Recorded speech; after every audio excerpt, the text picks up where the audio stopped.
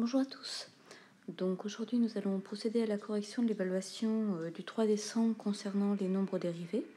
Donc il y avait plusieurs sujets, donc on va peut-être pas corriger les 3 sujets, mais on va au moins en corriger un. Donc une courbe vous était donnée, ainsi que pour l'exercice 1, ainsi que 2 tangentes, celle au point d'abscisse moins 1 qui est représentée en rouge et celle au point d'abscisse 5 qui est représentée en bleu. Donc la première des questions qui vous étaient posées, c'est de lire graphiquement f' de 1. Donc f' de moins 1, pardon. f' de moins 1 par définition, c'est le coefficient directeur de la tangente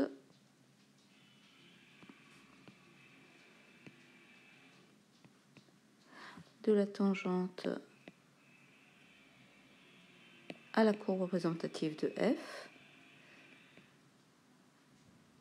la tangente à la courbe représentative de 1, f, au point d'abscisse moins 1.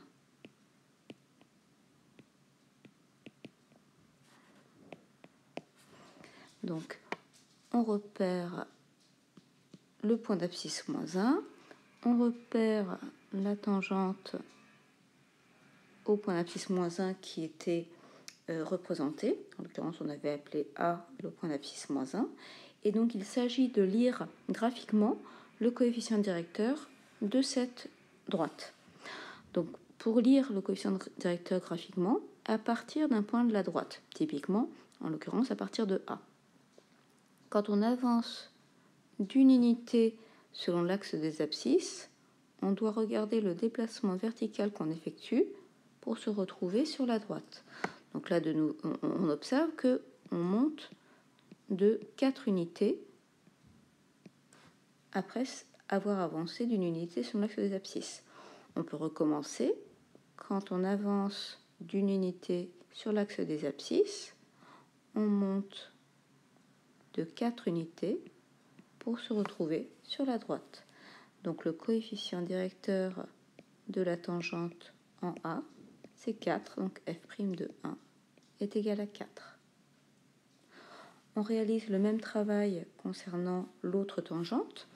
Donc cette fois-ci, c'était la tangente au point B d'abscisse 5. Elle était déjà tracée. Donc moi, je la trace en bleu pour bien la faire apparaître. Et donc, on va lire de la même façon son coefficient directeur. Donc f' de 5, c'est le coefficient directeur. Un nombre dérivé, c'est toujours un coefficient directeur de tangente. De la tangente à la courbe représentative de f au point d'abscisse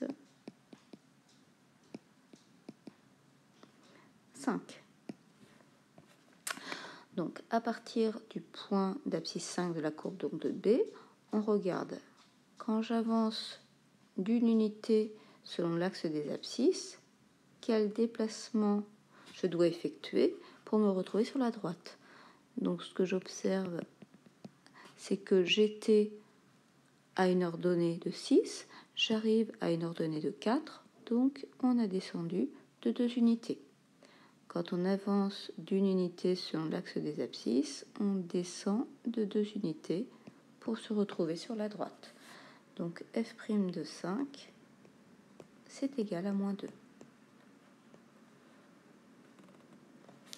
Alors, ensuite, il nous était indiqué que la tangente ACF au point d'abscisse 3 a pour coefficient directeur 0. Donc ça signifie que au point d'abscisse 3 de la courbe, donc on doit regarder où est le point d'abscisse 3 de la courbe, on est là. La tangente, elle a un coefficient directeur égal à 0, donc elle est horizontale. Donc on trace une droite horizontale, et ça c'est la tangente au point d'abscisse 3 de la courbe. La voilà tracée, on a terminé le premier exercice. Maintenant, on va passer au deuxième exercice, où là, cette fois-ci, il s'agissait de faire des calculs. Alors, donc, on considérait la fonction qui a x associée x au carré plus x, dans tous les cas, dans les deux sujets. Alors, donc d'abord, il nous était demandé, dans un des sujets, de calculer f de 1. Donc, on va calculer f de 1. Donc, pour calculer l'image de 1, il s'agit de remplacer x par 1 dans l'expression de la fonction. Donc, on doit calculer 1 au carré plus 1. Et ça fait 2, comme tout le monde l'a dit, pour ceux qui avaient ce sujet-là. Ensuite, ça c'était 0,5. Pour l'autre sujet, on nous demandait, c'était la même fonction considérée, mais on nous demandait de calculer f de 2.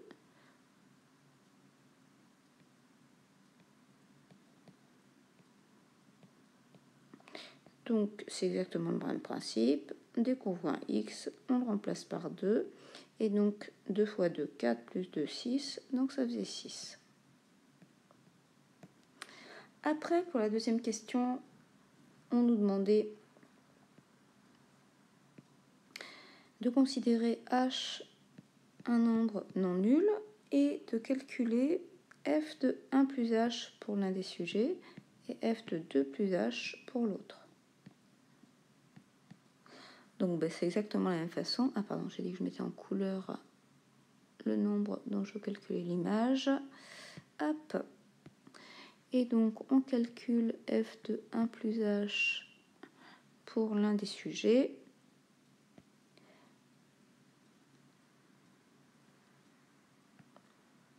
Pourquoi je suis en gris? Bon, c'est pas très grave. Hein. Alors, donc f de 1 plus h, on n'oublie pas le carré. Alors, donc tout l'enjeu en fait consiste à élever au carré 1 plus h. Donc élever au carré, soit on connaît nos identités remarquables, mais vous n'êtes pas nombreux à les connaître, c'est pas très grave, on peut s'en passer dans ce sens-là. Donc on remplace 1 plus h au carré par 1 plus h fois 1 plus h. Et on distribue sans se tromper. En général, vous ne vous êtes pas trompé à ce stade-là des choses et c'est bien. 1 fois 1, 1. 1 fois h, h fois 1, h fois h au carré, plus 1, plus h. Donc là, j'oublie pas ma dernière somme. Donc maintenant, on réduit. 1 plus 1, 2. h plus h plus h, 3h. Et h au carré. Et donc, on a notre taux d'accroissement. Maintenant, on passe... Mais, pardon. Désolée. J'espère que ça va pas... Non, ça m'a pas remis. Ça me casse les pieds. Attendez, je remets bien mon... Je sais pas pourquoi c'est passé en noir. Bon, enfin, en gris.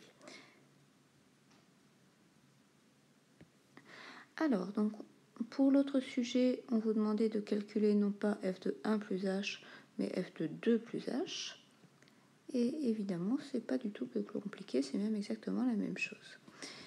Donc, on calcule f de 2 plus h en remplaçant x par 2 plus h dans l'expression de f. Et donc cette fois-ci, ce qu'on doit calculer, c'est 2 plus h au carré plus 2 plus h. Donc même chose, 2 plus h au carré, c'est 2 plus h fois 2 plus h, auquel on ajoute 2 plus h. Donc 2 fois 2, 4, 2 fois h, 2h, h fois 2, 2h, h fois h, h au carré. Et on y ajoute 2 plus h. Donc si on effectue le calcul, 4 plus 2, 6, 2h plus 2h plus h, 5h, plus h au carré, et on a ainsi f de 2 plus h. Donc ça valait 0,5, et de toute façon, même si on n'y arrivait pas, on pouvait calculer le taux d'accroissement de la question suivante, puisque l'expression était à chaque fois donnée. Donc à la question 3, on demandait d'en déduire le taux d'accroissement entre f et 1 et 1 plus h pour le premier sujet. Donc là, il fallait calculer f de 1 plus h moins f de 1 sur h pour le premier sujet. Et pour le deuxième sujet, c'était le taux d'accroissement, mais cette fois-ci entre 2 et 2 plus h. Donc on calcule f de 2 plus h moins f de 2 sur h. Évidemment, on réutilise l'expression trouvée précédemment pour f de 1 plus h. Donc 2 plus 3h plus h au carré, auquel on doit soustraire f de 1, c'est-à-dire 2. Le tout divisé par h. Alors, donc si on calcule tout ça, 2 moins 2, il va plus y avoir de 2, donc je me retrouve avec 3h plus h au carré, le tout sur h. Mais 3h plus h au carré sur h, ça peut se réécrire 3h sur h plus h au carré sur h. 3h divisé par h, évidemment, ça fait 3. H au carré divisé par h, ça fait h. Et on effectue le même travail concernant l'autre taux d'accroissement. Donc 2 plus h, f de 2 plus h, c'est 2 plus 5h plus h au carré, auquel on doit soustraire f de 2, c'est-à-dire 6, et diviser par h. Donc de la même façon, les 6 se simplifient et il reste 5h plus h au carré sur h. Après simplification, ça nous donne 5 plus h. Donc ça nous donnait le taux d'accroissement. On nous demandait ensuite d'en déduire le nombre dérivé f' de 1. Et donc ça, il suffit de regarder vers quoi tend le taux d'accroissement lorsque h tend vers 0. Donc si h tend vers 0, 3 plus h tend vers 3, ce qui nous donne le nombre dérivé en 1. Pour l'autre sujet, on regarde la limite de 5 plus h lorsque h tend vers 0, et donc ça nous donne 5. Et ainsi, on obtient que le nombre dérivé en 2 est égal à 5. Alors, ça termine le deuxième exercice. On va pouvoir passer au troisième exercice. Je prends une nouvelle page. Exercice. Alors, on cherchait l'équation de la tangente au point d'abscisse moins 1 à une courbe avec les renseignements suivants. L'image de moins 1 par f', c'est 4, donc le nombre dérivé en moins 1, c'est 4. Et l'image de moins 1, c'est 0 par la fonction. Alors, on sait que une équation de droite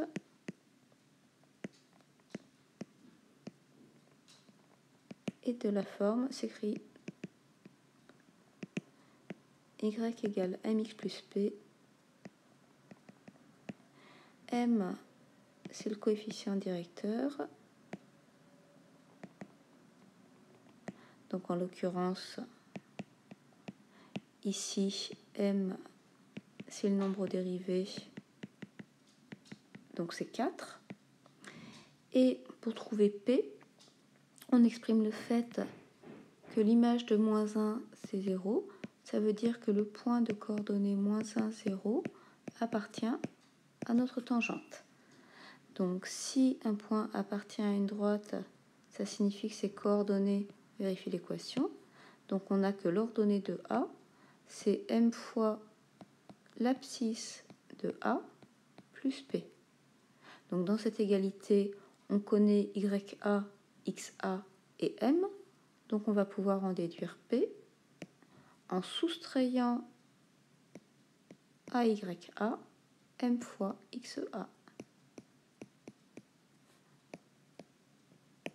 Alors, YA, donc c'est l'ordonnée du point A, donc c'est 0, moins M, on l'a donné tout à l'heure, c'est le nombre dérivé en moins 1, donc c'est 4, multiplié par XA, XA, c'est l'abscisse du point A, donc c'est moins 1. Et ça nous permet de dire que la valeur de P, c'est 4. Donc maintenant, on peut conclure. On connaît M, on connaît P.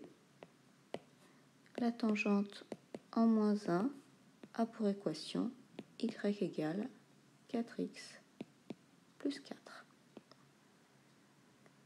Alors, graphiquement parlant, ça voudrait dire quoi? Ça voudrait dire que on aurait une certaine courbe dont on sait qu'elle passe par le point A de coordonnées moins 1, 0. Donc elle passe par ce point-là. Et en ce point-là, sa tangente a un coefficient directeur de 4. Donc à partir de ce point-là, pour construire la tangente, quand j'avance d'une unité sur l'axe des abscisses, je monte de 4 pour me retrouver sur la droite. Donc je sais que ma courbe, je ne sais absolument pas comment elle est, mais en tout cas, quand elle s'approche du point A, elle admet la droite rouge pour tangente. Donc je pourrais connaître localement l'allure de la courbe autour de A. Donc ça, c'était ce qui se passait pour le premier sujet. Et pour l'autre sujet, c'était en quelle valeur? C'était en 5 qu'on voulait la tangente. Donc pour l'autre sujet, je le fais dans le même graphique. Donc on cherchait la tangente au point d'abscisse 5 en ayant les renseignements suivants. L'image de 5 par f', c'est moins 1. Autrement dit, le nombre dérivé en 5, c'est moins 1. Et l'image du nombre 5, c'est 6. Donc ça signifie que le coefficient directeur de la tangente, c'est moins 1. Et la tangente, elle passe par le point B de coordonnées 5, 6. Donc on sait qu'on passe 3, 4, 5, 1, 2, 3, 4, 5, 6. Donc je sais que ma courbe, elle passe par ce point-là et que en ce point-là, sa tangente a un coefficient directeur de moins 1. Donc quand j'avance d'une unité, je descends d'une unité pour me retrouver sur ma droite. Quand j'avance d'une unité, je descends d'une unité. Quand j'avance d'une unité, je descends d'une unité. Et ainsi, je sais que ma tangente, elle a cette allure-là. Donc je ne sais pas encore du tout comment est la courbe, puisqu'il faudrait connaître d'autres tangentes et d'autres renseignements. Mais en tout cas, je sais que localement, la courbe, elle épouse la droite autour du point B. Donc là, maintenant, on va donner l'équation. Donc de la même façon comme tout à l'heure, je sais que mon équation de droite, elle est de la forme y égale à mx plus p. Ici, m est égal à moins 1 et b appartient à la droite. Donc yb, c'est m fois xb plus p. Pour trouver p, on va soustraire à yb m fois xb et il n'y a plus qu'à remplacer. Yb, c'est 6. M, c'est moins 1, xb, c'est 5, et on obtient ainsi la valeur de P qui est égale à 11. Et on conclut, la tangente au point d'abscisse 5 a pour équation y égale moins 1 fois x, donc moins x, plus 11, et ça clôt la correction. Voilà, ben écoute, prenez bien le temps de comprendre. Alors cet interro-là, je vais seulement compter les notes de ceux qui ont eu une bonne note. Et vous aurez une nouvelle interrogation mardi qui comportera exactement le même type de question. Donc pour une nouvelle courbe, évidemment, mais donc, ce sera vraiment les mêmes compétences. Donc retravaillez bien cette correction, prenez le temps de comprendre le pourquoi des réponses, et voilà. Et je vais vous mettre l'énoncé sur Pronote pour que vous puissiez avoir l'énoncé également. Merci, au revoir, bonne journée. N'hésitez surtout pas à poser des questions, je suis disponible par mail, via Pronote, n'hésitez pas. Mon but, c'est que vous compreniez. Bonne journée à chacun.